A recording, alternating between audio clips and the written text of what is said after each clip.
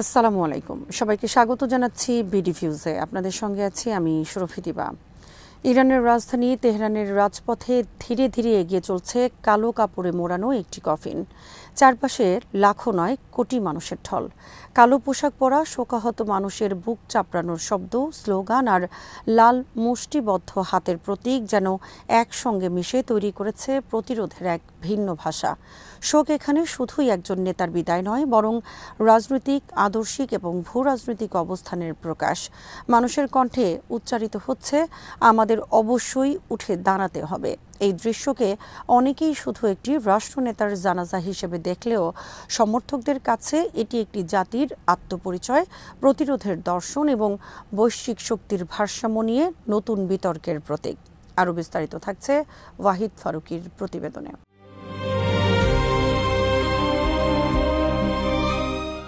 যুক্তরাষ্ট্র ও ইসরায়েলের যৌথ সামরিক অভিযানে ২৮শে ফেব্রুয়ারি নিহত হন ইরানের সর্বোচ্চ নেতা সৈয়দ আয়াতুল্লাহ আলী খামেনি। টানা ৩৬ বছর ইরানের নেতৃত্বে থাকা এই নেতার মৃত্যু শুধু ইরানের রাজনীতিতেই নয়, গোটা মধ্যপ্রাচ্যের ভূ রাজনীতিতে গভীর আলোড়ন সৃষ্টি করেছে। তার জানাজা তাই কেবল ধর্মীয় অনুষ্ঠান হয়ে থাকেনি, এটি পরিণত হয়েছে আন্তর্জাতিক রাজনীতি, ক্ষমতার ভারসাম্য এবং প্রতিরোধের দর্শনকে ঘিরে এক প্রতীকী ঘোষণায়।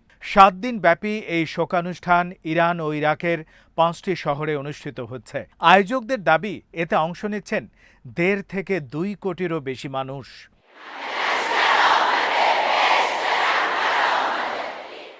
বিশ্বের শতাধিক দেশের প্রতিনিধি উপস্থিত রয়েছেন। পাকিস্তানের প্রধানমন্ত্রী থেকে শুরু করে তাজিকিস্তানের প্রেসিডেন্ট, আর্মেনিয়া ও জর্জিয়ার নেতারা, এমনকি ইউরোপের বিভিন্ন দেশের সাম্রাজ্যবাদ বিরোধী কর্মীরাও এতে যোগ দিয়েছেন। খামেনির মরদেহ তেহরান থেকে কোম, এরপর ইরাকের পবিত্র শহর নাজাফ ও কারবালা ঘুরে শেষ পর্যন্ত মাশহাদে ইমাম রেজার মাজারের পাশে দাফন করা হবে।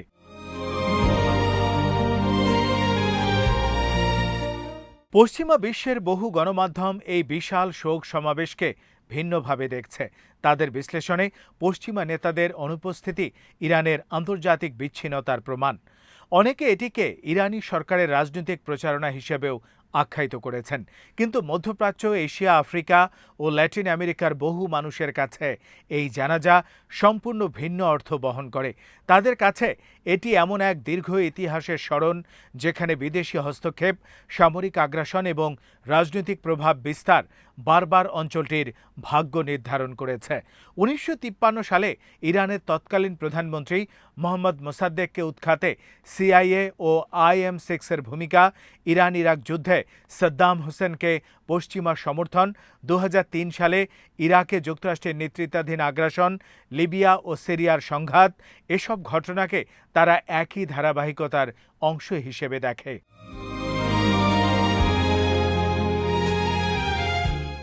ইরানের সাবেক এক সংসদীয় নেতা এক বক্তব্যে বলেন, খামেনির সবচেয়ে বড় উত্তরাধিকার ছিল যুক্তরাষ্ট্র ও ইসরায়েলের বৈশ্বিক আধিপত্যের বিরুদ্ধে প্রতিরোধ গড়ে তোলা এবং সেই আধিপত্যকে অজেয় বলে যে ধারণা প্রচলিত ছিল তা ভেঙে দেয়া। এই বক্তব্য সমর্থকদের কাছে খামেনির রাজনৈতিক দর্শনের সারসংক্ষেপ হলেও আলোচকদের কাছে এটি বিতর্কিত। তবে এতে কোনো সন্দেহ নেই যে খামেনির নেতৃত্বে ইরান নিজেকে এমন একটি রাষ্ট্র হিসেবে প্রতিষ্ঠা করতে চেয়েছিল যা পশ্চিমা চাপের মুখেও নীতিগত অবস্থান থেকে সরে আসবে না।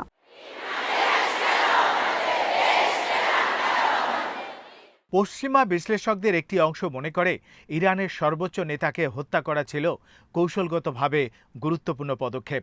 তাদের মতে এর মাধ্যমে ইরানের ক্ষমতার কেন্দ্রে বড় ধরনের ধাক্কা দেয়া সম্ভব হয়েছে। কিন্তু অন্য বিশ্লেষকরা দীর্ঘদিন ধরেই সতর্ক করে আসছিলেন যে ইরানের রাজনৈতিক ও নিরাপত্তা কাঠামো এতটাই বিস্তৃত যে একজন নেতার মৃত্যুর মাধ্যমে পুরো ব্যবস্থাকে অচল করে দেয়া সহজ নয়। বরং এমন হামলা নতুন প্রতিরোধ, জাতীয় সংহতি এবং রাজনৈতিক ঐক্যের জন্ম দিতে পারে।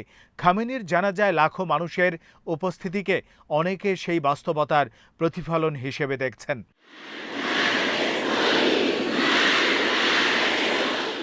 এই ঘটনাকে ঘিরে সবচেয়ে বড় বিতর্কগুলোর একটি হল আন্তর্জাতিক সম্পর্কের ভিন্ন ভিন্ন ব্যাখ্যা।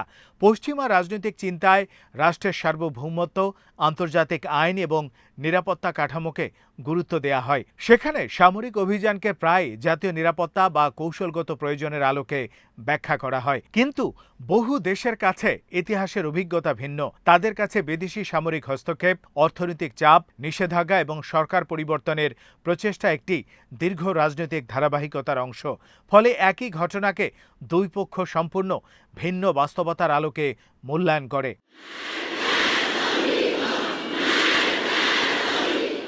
খামেনির জানাজাকে ঘিরে আরেকটি গুরুত্বপূর্ণ বিষয় হলো সময় নির্বাচন। এটি অনুষ্ঠিত হচ্ছে এমন এক সময়ে যখন যুক্তরাষ্ট্র স্বাধীনতার 250 বছর পূর্তি উদযাপন করছে। একই সঙ্গে ইসলামের পবিত্র মহররম মাস চলছে, যে মাসে কারবালার প্রান্তরে ইমাম হোসেনের শাহাদাত স্মরণ করা হয়। শিয়া মুসলিম সমাজে এই ঘটনা অন্যায় ও অত্যাচারের বিরুদ্ধে চিরন্তন সংগ্রামের প্রতীক। ফলে খামেনির জানাজার সঙ্গে কারবালার প্রতীকী সম্পর্ক তৈরি করে সমর্থকেরা এটিকে কেবল রাজনৈতিক নয়, ধর্মীয় ও নৈতিক সংগ্রামের ধারাবাহিকতা হিসেবেও তুলে ধরছেন।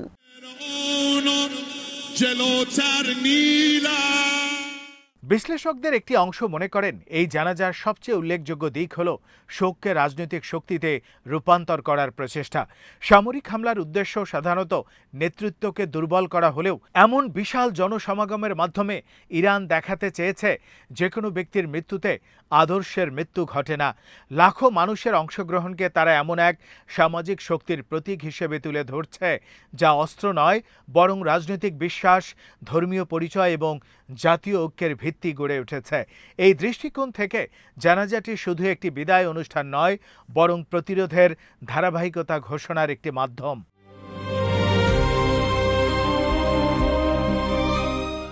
বর্তমান আন্তর্জাতিক ব্যবস্থার ভবিষ্যৎ নিয়েও এই ঘটনা নতুন প্রশ্ন তুলেছে। দ্বিতীয় বিশ্বযুদ্ধের পর গড়ে ওঠা আন্তর্জাতিক প্রতিষ্ঠান ও নিয়মভিত্তিক ব্যবস্থার বৈধতা তখনই কার্যকর থাকে যখন সংশ্লিষ্ট পক্ষগুলো একই ধরনের নীতি ও মূল্যবোধে আস্থা রাখে। কিন্তু বিশ্বের বিভিন্ন অঞ্চলে একই ঘটনাকে সম্পূর্ণ ভিন্নভাবে ব্যাখ্যা করা হলে সেই ঐক্যমত্য দুর্বল হয়ে পড়ে। এক পক্ষ যেখানে একটি সামরিক অভিযানে নিরাপত্তা নিশ্চিত করার চেষ্টা দেখে, অন্য পক্ষ সেখানে দীর্ঘদিনের আধিপত্যবাদী নীতির ধারাবাহিকতা খুঁজে পায়। ফলে আন্তর্জাতিক সংলাপের ক্ষেত্রেও ক্রমশ সংকুচিত হয়ে আসে।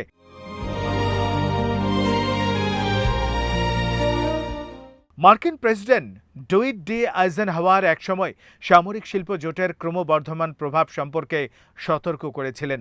বহু বিশ্লেষক মনে করেন, মধ্যপ্রাচ্য দীর্ঘদিন ধরে সেই সামরিক প্রতিযোগিতা, অস্ত্র ব্যবসা এবং ভূ রাজনৈতিক প্রতিদ্বন্দ্বিতার অন্যতম প্রধান ক্ষেত্র। এই প্রেক্ষাপটে খামেনির জানাজাকে কেন্দ্র করে অনেক বক্তা যুক্তরাষ্ট্র ও পশ্চিমা সামরিক নীতির সমালোচনা করেছেন। তাদের বক্তব্য, দীর্ঘস্থায়ী সংঘাত অস্ত্রশিল্প ও কৌশলগত স্বার্থকে শক্তিশালী করলেও সাধারণ মানুষের জন্য বয়ে আনে ধ্বংস, বাস্তুচ্যুতি এবং মানবিক বিপর্যয়। যদিও পশ্চিমা দেশগুলো এই ধরনের অভিযোগ প্রত্যাখ্যান করে নিজেদের নিরাপত্তা ও মিত্রদের সুরক্ষার প্রয়োজনীয়তার কথা তুলে ধরে।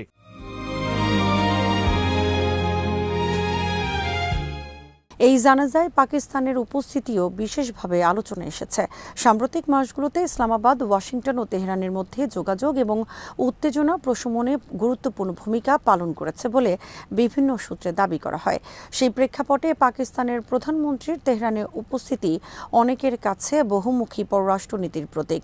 আন্তর্জাতিক সম্পর্কের নতুন বাস্তবতায় বহু দেশ আর একক কোনো শক্তির সঙ্গে সম্পূর্ণভাবে নিজেদের যুক্ত রাখতে চাইছে না, বরং বিভিন্ন শক্তি কেন্দ্রের সঙ্গে সম্পর্ক বজায় রেখে নিজেদের স্বার্থ রক্ষার চেষ্টা করছে।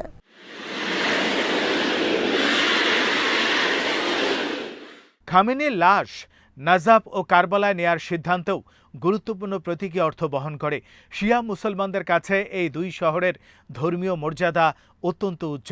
একই সঙ্গে ইরানপন্থী আঞ্চলিক গোষ্ঠীগুলোর জন্য এসব স্থান ঐক্য ও আদর্শিক সংযোগের প্রতীক। সমর্থকদের মতে এর মাধ্যমে এই বার্তা দেয়া হচ্ছে যে একটি নেতৃত্বের মৃত্যুতে পুরো প্রতিরোধ কাঠামো ভেঙে পড়ে না, বরং আদর্শ নেটওয়ার্ক এবং রাজনৈতিক সম্পর্ক বহাল থাকে।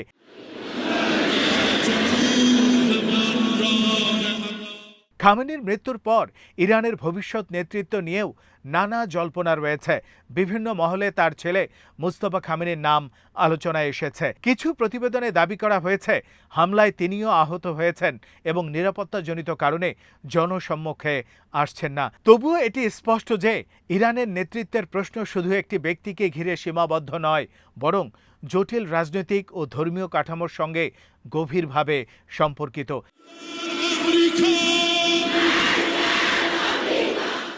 সব মিলিয়ে এই জানাজা বিশ্ব রাজনীতিতে একটি প্রতীকী মুহূর্ত হিসেবে বিবেচিত হচ্ছে।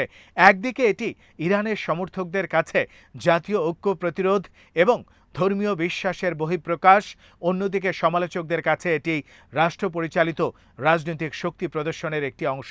কিন্তু উভয় পক্ষই স্বীকার করে যে এই ঘটনাটি মধ্যপ্রাচ্যের ভবিষ্যৎ, আন্তর্জাতিক শক্তির ভারসাম্য এবং বৈশ্বিক রাজনৈতিক অবস্থান নিয়ে নতুন আলোচনা শুরু করেছে।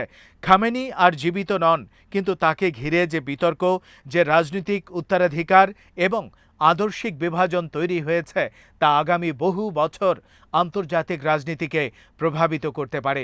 তেহরানের রাজপথে উঁচিয়ে ধরা লাল মুষ্টিবদ্ধ হাত, কোটি মানুষের শোকযাত্রা এবং প্রতিরোধের স্লোগান সেই বাস্তবতারই শক্তিশালী প্রতীক হয়ে ইতিহাসে স্থান করে নিচ্ছে।